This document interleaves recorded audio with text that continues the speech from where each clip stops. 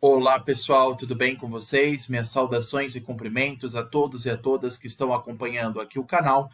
Mais uma vez, professor Lucas, e nós vamos continuar a nossa jornada, como sempre, de análise de questões de primeira fase para a OAB. Pessoal aí que está se preparando para a primeira fase do 39º Exame de Ordem, agora no final de 2023. Então, eu estou fazendo análise de várias questões, de várias provas do ano de 2023, 22, 21, eu estou chegando até 2017, enfim, eu vou analisando várias provas, porque, pessoal, é importante, é fundamental resolver questões, mesmo de provas mais antigas, como essa de 2017, que inclusive foi o exame que eu fui aprovado, o 24º Exame de Ordem Unificado, em 2017, no final desse ano. É fundamental, pessoal, que vocês analisem questões que caíram não só nos exames mais recentes, mesmo aqueles que caíram nos exames mais antigos. Por quê?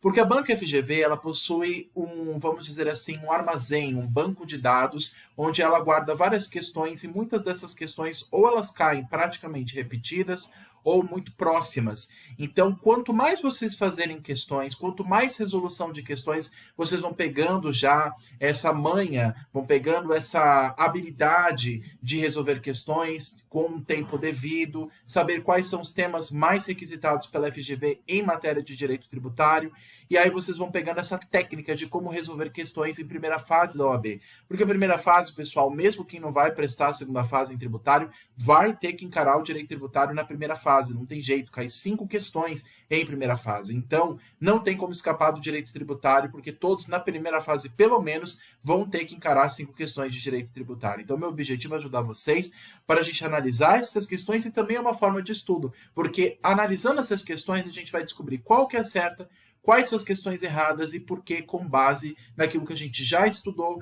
nas aulas teóricas e também na leitura da legislação. Então é importante, pessoal, aquele tripé que eu sempre falo para a preparação da primeira fase.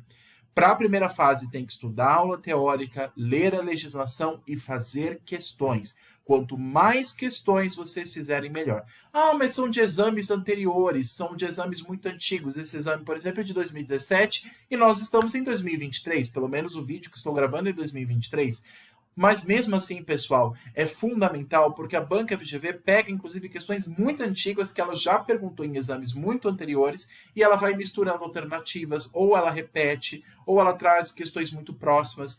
A lógica muitas vezes acaba se repetindo, então é fundamental que vocês façam questões e simulados, se preparando para a primeira fase da OAB para atingir pelo menos os 40 pontos dessas 80 questões, 40 pontos para vocês conseguirem a aprovação. E desses 40 pontos, 5 tem que ser de direito tributário. Então, é fundamental e é uma matéria de grande peso na primeira fase da OAB.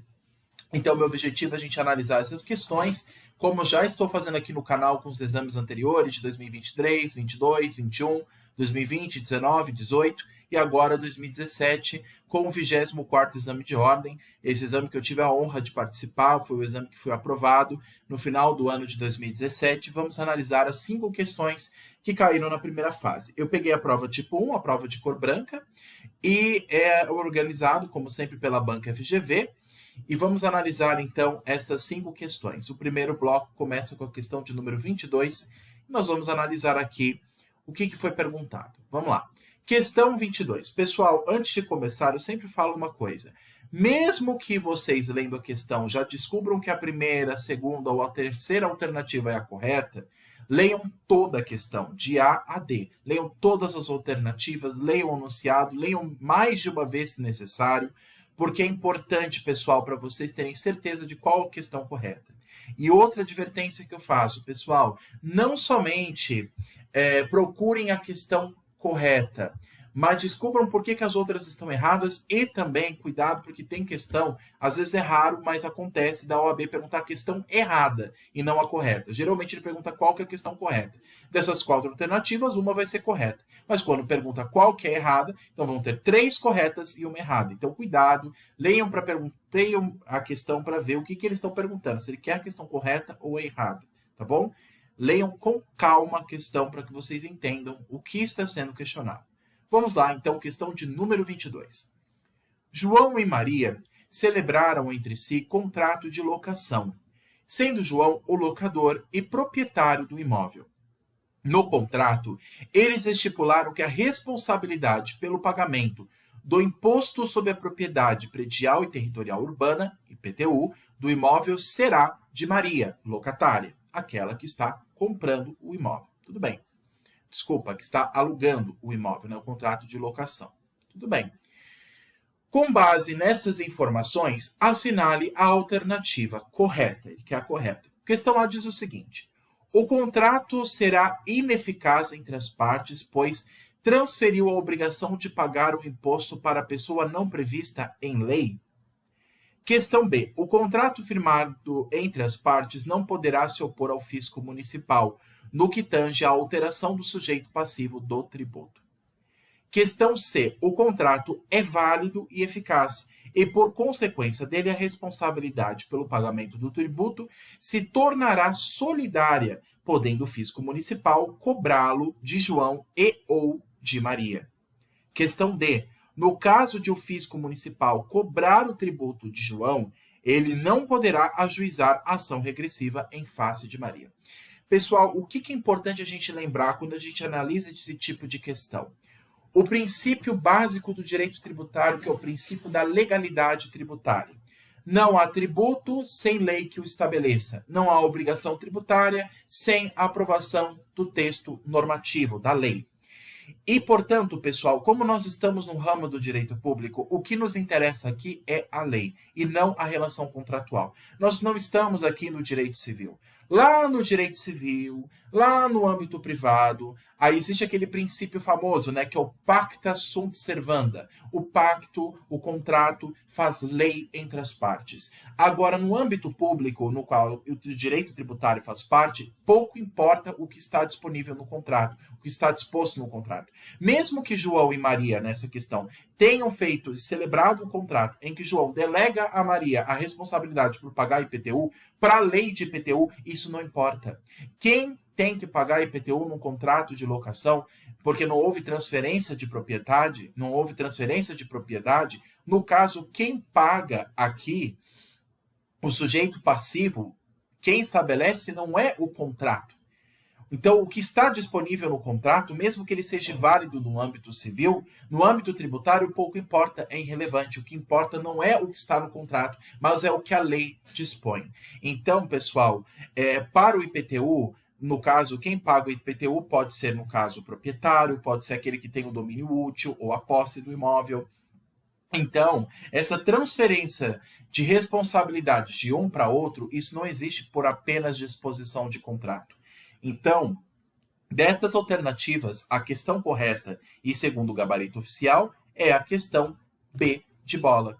O contrato firmado entre particulares não poderá se opor ao fisco municipal, no que tange à alteração do sujeito passivo do tributo. Então, para nós do direito tributário, não importa o que está no contrato. Se no âmbito civil o João quiser pedir restituição a Maria, ou Maria quiser se defender no âmbito civil sobre isso é lá na esfera civil, eles que se acertem na esfera do direito privado. Nós não estamos aqui no direito privado, nós estamos no direito público. O que importa é a legislação. A lei, inclusive o artigo 5º, inciso 2 da Constituição, diz claramente que ninguém é obrigado a fazer ou deixar de fazer alguma coisa, senão em virtude de lei. E no âmbito público isso fica muito claro, basicamente no direito tributário. Não pode haver alteração do sujeito passivo por disposição de contrato. Quem muda, quem determina o sujeito ativo ou passivo, quem determina o critério quantitativo, quem determina o fato gerador do imposto, quem determina a regra matriz de incidência tributária de qualquer imposto é a lei. Então não importa o que está no contrato, é irrelevante. A questão A, por exemplo, ela está errada porque ela diz o seguinte, que o contrato será ineficaz entre as partes. Não, o contrato ele é eficaz. E para nós não interessa o contrato. O fato do contrato ter essa, vamos dizer, essa disposição de querer transferir a competência de pagar o IPTU de um para o outro, isso não torna o contrato ineficaz. Aqui não se trata de requisitos de eficácia ou não de contrato. Não nos interessa aqui isso no direito tributário. O que nos interessa é quem pagará o IPTU. Se é o proprietário, se é aquele que tem um domínio útil ou apenas a posse. Quem determina isso é a lei de IPTU. O que não pode é o contrato a disposição do contrato prevalecer, a cláusula do contrato prevalecer sobre o texto de lei. Isso no direito tributário não existe. O que prevalece é a lei. Agora, o que importa para o fisco é essa arrecadação. Agora, se no âmbito privado, lá no direito civil, eles quiserem pedir restituição, Maria, por exemplo, vai pagar o IPTU e pede restituição para João, ou João pede a Maria e vice-versa, segundo a disposição do contrato, se essa cláusula foi abusiva ou não, isso é uma discussão no direito civil. Para nós, do direito tributário, isso é irrelevante. O que nos importa é o que a lei determina. Então, a questão B é a correta. O contrato firmado entre particulares, no caso João e Maria, não poderá se opor ao fisco municipal. Para o fisco não importa o contrato, no que tange a alteração do sujeito passivo do tributo. Tudo bem? Então, a questão C e D, que tratam essa questão de responsabilidade, também estão equivocadas. Se fala que o pagamento do tributo se tornará solidário, não, o pagamento do tributo não vai ser solidário. Ou é um ou é outro. A lei determina ou vai ser o proprietário, ou aquele que tem a posse do bem, ou o domínio útil. Aqui não é solidária a responsabilidade aqui. Ou vai ser um ou vai ser outro, na regra geral. E na questão D, no caso do fisco municipal cobrar o tributo de João, ele não poderá ajuizar ação regressiva em face de Maria? Claro que pode, isso no âmbito civil. João vai propor uma ação de regresso para restituir o valor que ele pagou ao fisco em face de Maria. Mas isso é no âmbito civil e para nós não nos interessa isso. Agora, é claro que ele pode propor uma ação regressiva em face de Maria, alegando que ali na cláusula do contrato já havia sido firmado que Maria que pagaria o IPTU e não João. Mas isso é na esfera civil. Não nos importa aqui no âmbito público. Então, o que vale aqui para nós, a questão mais correta, mais completa, é a questão B de bola, a alternativa correta para o questionamento 22 aqui da questão, do nosso 24º exame de ordem. Tudo bem até aqui, pessoal? Lembrando, então, que o princípio da legalidade é o princípio que prevalece sobre as relações privadas e é o princípio que rege toda obrigação tributária no nosso país. Essa é a questão 22. Questão 23, vamos lá. Considere que Luiz é um andarilho civilmente capaz que não elegeu nenhum lugar como seu domicílio tributário. Não tem domicílio civil, nem residência fixa e não desempenha habitualmente atividades em endereço certo. A partir da hipótese apresentada, de acordo com o Código Tributário Nacional, e no silêncio da legislação específica, assinale a alternativa correta. Qual que é o domicílio tributário do Luiz? A questão A diz o seguinte: Luiz nunca terá domicílio tributário? Será que ela está certa? Questão A. No direito tributário não existe isso. Todo mundo, todo contribuinte tem um domicílio tributário. Então, a questão A está equivocada. Questão B. O domicílio tributário de Luiz será o lugar da situação de seus bens ou da ocorrência do fato gerador. Está mais correta a questão B, né? Ou é o lugar onde ele tem seus bens, móveis e imóveis, ou, se não tiver, o lugar onde ele praticou o fato gerador. Então, se ele, por exemplo, praticou um fato gerador de imposto em um determinado município, sendo que esse imposto é de competência do município, então a competência será dessa localidade. Então, é o local, né, o critério material, é o local aonde ocorreu o fato gerador. Então, o domicílio tributário do Luiz será este local, por exemplo, do município. O CTN dispõe isso como regra geral. Questão B está mais correta, mas vamos analisar as outras questões. Questão C. O domicílio tributário de Luiz será necessariamente a sede da entidade tributante? Não, não necessariamente. Existe exceção para isso. Não necessariamente será a sede da entidade tributante. Pode haver exceções que a lei, inclusive, traz. A questão C está errada. Questão D. O domicílio tributário do Luiz será a residência de seus parentes mais próximos ou o lugar da situação de seus bens do Luiz? O lugar da situação de seus bens, né, dos bens do Luiz, tudo bem, que até a questão B falou isso. Mas o lugar dos parentes, o que os parentes têm a ver com isso? O parente não tem responsabilidade em relação ao Luiz. O Luiz não é um menor, não é uma pessoa que é uma criança, um filho que mora com os pais. Aqui não se trata disso. Então, não será a residência dos seus parentes, até porque a questão no início já até fala. Ele é um andarilho civilmente capaz que não elegeu nenhum lugar como domicílio tributário. Ele é civilmente capaz também. Então aqui não vai ser o parente que vai responder por ele. A questão mais correta aqui das 4 alternativas, e segundo o gabarito oficial, é a questão B de bola. O domicílio tributário de Luiz será o lugar da situação de seus bens, se ele tiver, seja seus bens móveis, seus bens imóveis, onde estiver localizado esse lugar, vai ser a competência tributária. Caso não tenha, poderá ser e será, como exclusão, a ocorrência do fato gerador. Se ele praticou um fato gerador passível de tributação num município, será neste local onde ele será tributário. Agora, se ele praticou em um determinado estado, sendo que este fato gerador é passível de imposto estadual, então ele vai ser cobrado no estado onde ele praticou esse fato gerador. Lembra que dos critérios que a gente estudou, pessoal, da regra matriz de incidência tributária dos impostos, existe o critério espacial, onde ocorre o fato gerador. Isso que importa ao fisco. Então, caso ele não tenha um domicílio, caso ele não tenha escolhido um domicílio tributário para ele, o Código Tributário Nacional estabelece regras gerais. E dentre elas ou o lugar onde estão os seus bens, móveis e imóveis, ou, por exclusão, onde ocorreu o fato gerador passível de tributação. Então, o correto é a alternativa B de bola para a questão de número 23. Tudo bem? Questão 24. Vamos lá. O Estado A ajuizou a execução fiscal em face da pessoa jurídica B, com o objetivo de cobrar crédito referente ao ICMS, Imposto sobre a Circulação de Mercadoria e Prestação de Serviços. Nesse sentido, requereu, em sua petição inicial, que após a citação fosse determinada a imediata indisponibilidade de bens e direitos da contribuinte.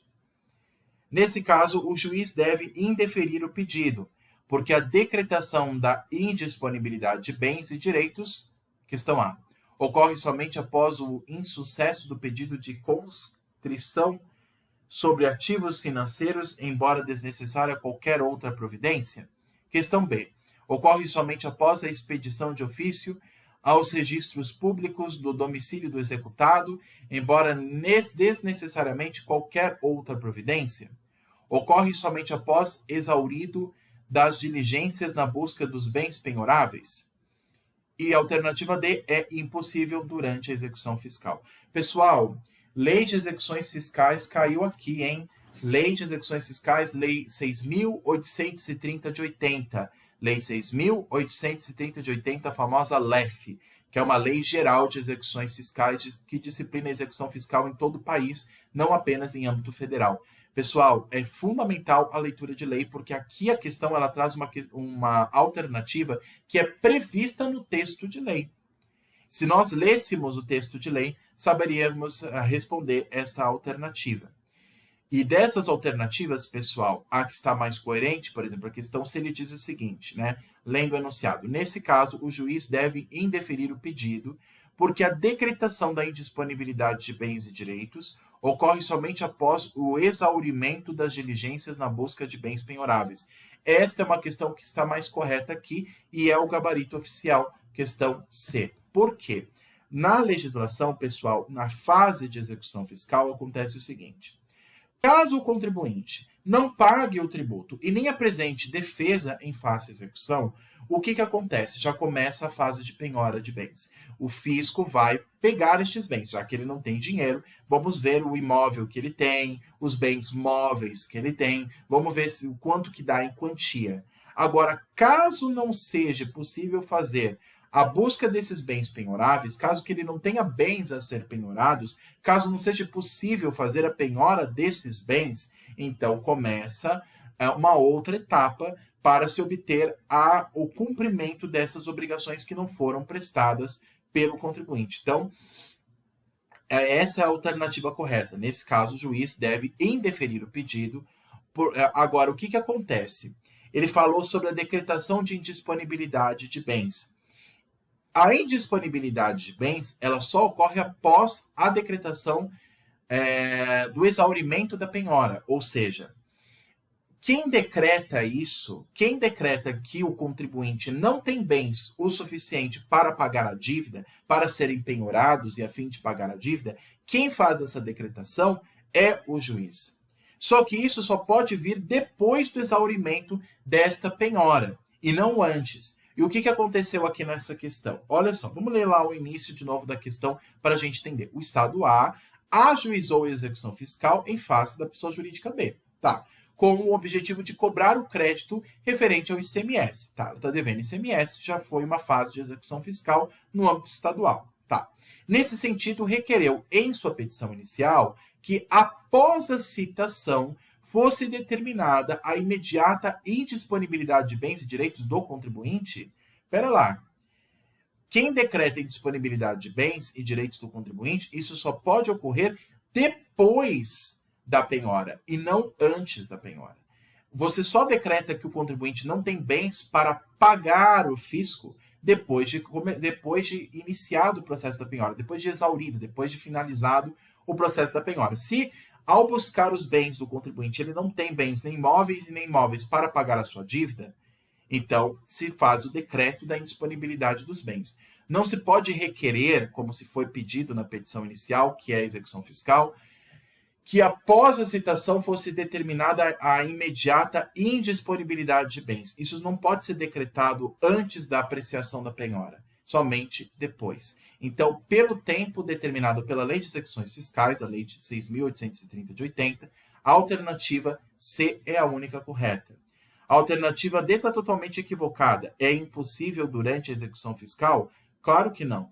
A penhora está no processo de execução fiscal. Ela ocorre durante o processo de execução fiscal, após já ajuizada a ação de execução fiscal, que é quando se dá o início a esse processo. Então, a questão D está errada. A questão A diz o seguinte: ocorre somente após o insucesso do pedido de constrição sobre ativos financeiros, embora desnecessária qualquer outra providência? Errado. É tomada outras providências para fazer a fiscalização desses bens para obter o cumprimento da obrigação tributária. Então, a questão A está errada. Questão B. Ocorre somente após a expedição de ofício aos registros públicos do domicílio do executado, embora desnecessária qualquer outra providência? Completamente errada também. Não é essa alternativa que a lei traz. Então, a questão mais completa aqui é a C. Ocorre somente após o exaurimento das diligências na busca por bens penhoráveis. Questão C para a alternativa 24. Pessoal, leiam a legislação. Isso está previsto na Lei de Execuções Fiscais. Por isso que eu falo que é importante ler a legislação, o Código Tributário, a Constituição e a Lei de Execuções Fiscais. Sempre tem uma questão de primeira fase que pergunta sobre as hipóteses previstas na lei. Tá bom? Questão C, gabarito oficial para 24. Questão 25. Mais uma questão, inclusive, sobre matéria de IPTU. Olha só. Um tema que é bem escolhido aí pela FGV. O município X, graças a uma lei municipal publicada no ano de 2014, concedeu isenção de IPTU aos proprietários de imóveis cujas áreas não ultrapassassem 70 metros quadrados. João possui um imóvel nessa condição e procura seus serviços como advogado, para saber se deve pagar a taxa de coleta de resíduos sólidos urbanos, instituídas pelo município por meio de lei publicada em junho de 2017, a ser exigida a partir do exercício financeiro seguinte. O que está acontecendo aqui, pessoal? Nosso cliente aqui, ele procura o seu advogado, o João diz assim, acontece o seguinte, o município onde eu moro, ele diz que o meu imóvel está isento de pagar IPTU. Ah, legal, então eu também estou isento de pagar a taxa de coleta de resíduos sólidos urbanos. Será que uma coisa tem a ver com outra? Taxa tem a ver com IPTU, são a mesma coisa? Não, são tributos diferentes, né? Taxa é uma coisa, IPTU é outra. Tá bom. Mas aí, mesmo assim, ele não sabe de direito tributário. Por isso que ele procura você, advogado que está me ouvindo, e aí ele procura o seu escritório e diz o seguinte, para lá, eu quero saber se eu preciso também pagar essa taxa de coleta de resíduos sólidos urbanos. Será que eu preciso pagar isso também? Que foi cobrado desde a lei de 2017, a ser exigida a partir do exercício financeiro seguinte. E diante desse cenário, o que você vai responder para o seu cliente? Diante desse quadro fático, assinar a alternativa correta, questão A. João não deve pagar a taxa de coleta, uma vez que a isenção de IPTU se aplica a qualquer outro tributo? Completamente errado. É uma isenção de IPTU, taxa é outra coisa, não tem nada a ver. Questão A está completamente errada. Ele deu a isenção por lei ao IPTU. Uma coisa não se estende para outra. Não existe isenção que é aplicado por analogia, que se estende por analogia a outros tributos. Ou você aplica para um, ou você não aplica. Não existe, ou por meio de lei, né? Não existe essa analogia se estende para um, se estende para outro por interpretação. Questão A está absolutamente errada. Questão B, vamos lá. João não deve pagar a taxa de coleta porque, sendo a lei instituidora da taxa posterior à lei que concedeu isenção, por esta é abrangida, ficando João desobrigado do IPTU e da taxa. Uma coisa não tem nada a ver com a outra. Questão B também está errada. Questão C. João deve pagar a taxa de coleta porque a isenção só é extensiva às contribuições de melhoria instituída pelo município. Gente, a isenção ela não é extensiva, no caso, a nenhum outro tributo. Se o município X publicou uma lei para isenção de IPTU, ela é taxativa, é só para IPTU. Não está aplicando isenção para outro tipo de tributo. Ela é taxativa apenas para imposto. E não vai ser estendido para nenhum outro tributo. Taxa não é imposto. Taxa é um outro tipo de tributo que não tem nada a ver com o IPTU. Lembra que a taxa é um tributo previsto no artigo 77 do CTN e uma das hipóteses é para o pagamento de serviço público específico e divisível, como no caso aqui a coleta de resíduos sólidos urbanos, né? Então aqui está completamente errada a C. Questão D é a que sobra e a questão correta, alternativa D de dado. João deve pagar a taxa de coleta, por quê? Salvo disposição de lei em contrário, a isenção não é extensiva às taxas. É isso, gente. Não existe aplicação de extensão. A lei é taxativa, é isenção de IPTU. IPTU é uma coisa, taxa é uma outra história. Não tem nada a ver, são tipos de tributos distintos. Nós, inclusive, aqui no canal já estudamos a diferença básica entre impostos e taxas. Impostos são, por exemplo, tributos não vinculados. IPTU é um tributo não vinculado, enquanto a taxa é um tributo vinculado. Por que a taxa é um tributo vinculado? Porque está vinculado a um serviço público específico e divisível que o Estado presta a você. E essa é uma das hipóteses previstas no artigo 77 do CTN. A taxa tem fato gerador diferente do imposto. São regras, são leis, são tributos distintos. Uma coisa não tem nada a ver com a outra. A lei foi clara, ela aplicou a isenção para IPTU, não para a taxa de coleta de serviço, de coleta de resíduos sólidos urbanos. Uma coisa é uma coisa, outra é outra.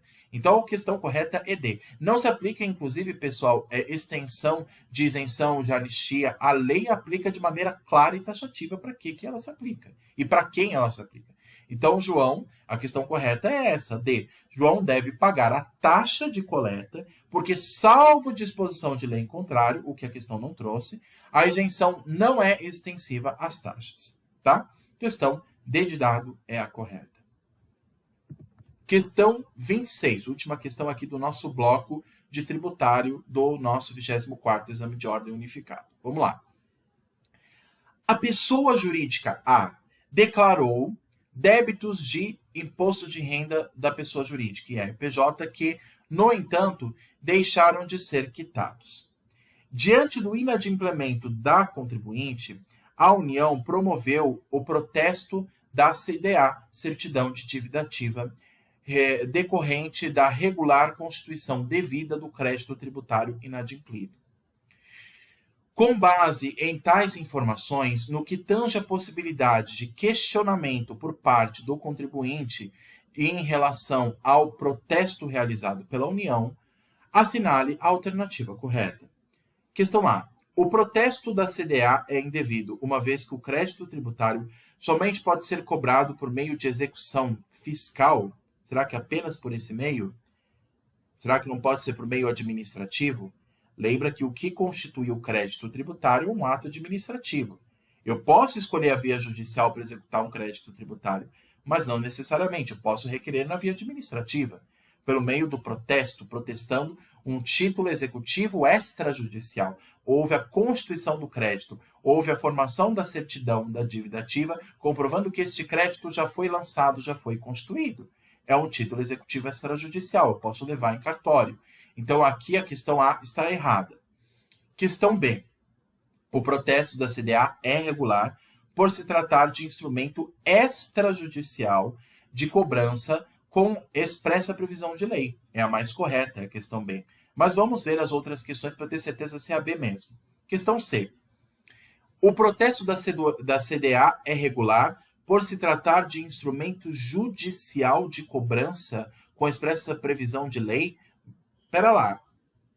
Protesto de título executivo é instrumento judicial? Não, não é instrumento judicial, é instrumento administrativo. É na esfera administrativa.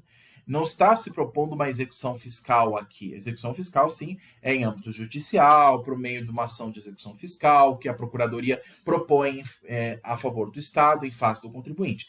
Aqui não está falando de execução fiscal, aqui está falando de protesto de título executivo extrajudicial. Isso é na esfera administrativa. Questão C está errada. Questão D de dado. O protesto da CDA é indevido por se tratar de sanção política sem previsão de lei? Completamente equivocado, não tem nada a ver. Existe previsão de lei para se fazer o protesto de título executivo.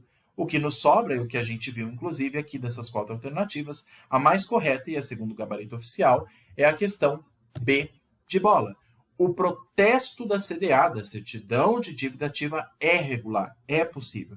Por se tratar de instrumento extrajudicial, é um título executivo extrajudicial, de cobrança com expressa previsão legal, inclusive no Código Tributário Nacional, CTN. Então, não preciso necessariamente recorrer na esfera judicial. É possível? Claro que é possível. Todo mundo pode recorrer à esfera judicial, mas não é obrigatório. Eu posso me recorrer na esfera administrativa. E é o caso, o que aconteceu aí. A União, por meio da esfera administrativa, protestou o título executivo que não foi pago pelo contribuinte. Então, ela protestou o crédito. Né? No caso, a União promoveu o protesto da CDA. É na esfera administrativa perante uma autoridade administrativa. Então, a questão correta é a questão B de bola, é a mais coerente, segundo o gabarito oficial. O protesto da CDA é regular, é possível, é legal, é constitucional, por se tratar de instrumento extrajudicial de cobrança com expressa previsão de lei. Tudo bem? Questão B de bola para a questão 26. Alternativa B é a correta para a questão 26. Pessoal, eu espero ter ajudado vocês analisando essas questões. Se ficaram dúvidas, deixem aqui nos comentários. Peço que curtem, comentem, compartilhem, se inscrevam no canal, ativem o sininho. Por favor, me ajudem a fazer esse canal crescer, a atingir o maior número possível de pessoas para que todos tenham um bom estudo e consigam ter acesso aí ao conteúdo do direito tributário e se preparem para a primeira fase do exame de ordem unificado e também, posteriormente, farei vídeos para a preparação da segunda fase, tudo bem? E, pessoal, não se esqueçam, resolvam questões. Para passar em primeira fase na OAB não tem outro jeito. Tem que resolver questões, inclusive as questões são formas de estudo, porque as questões fazem vocês recordarem daquilo que nós já estudamos, da parte teórica, inclusive, tudo bem? Pessoal, vou tirar aqui dos slides. Quem quiser esses slides, não só dessa aula, mas das outras aulas, por favor, me avisem. E aí eu passo para vocês por e-mail. Deixe o e-mail de vocês aqui embaixo nos comentários e eu compartilho o PowerPoint, esse material aqui, para que vocês possam estudar. Tudo bem? Pessoal, é isso. Fico à disposição de vocês. Bons estudos e fico à disposição no que for necessário. Façam questões, façam simulados, leiam a legislação, vejam as aulas e estou aqui no que for necessário. Podem me chamar aqui no canal, que fico à disposição de vocês. Um abraço, bons estudos a todos e até a próxima. Tchau, tchau.